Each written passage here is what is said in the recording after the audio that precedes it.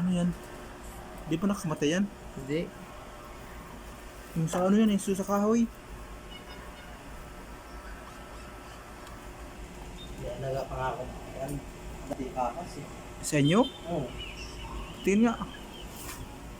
May hindi ako mag-alaga ng mga kanya. Di ba ito nangagat? Hindi. Saan ba ito nakuha? Doon sa dinadaanan ko, may nakikita ka dumadaan eh.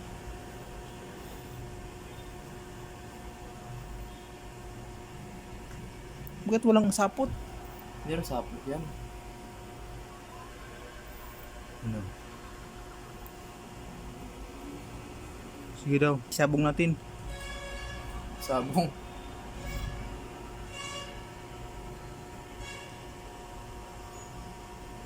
Oh.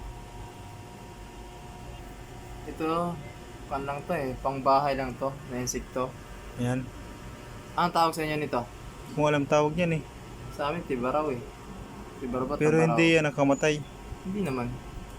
Pag kumagat yan. No, ngipin no, maliit. Yung maliit. Hmm.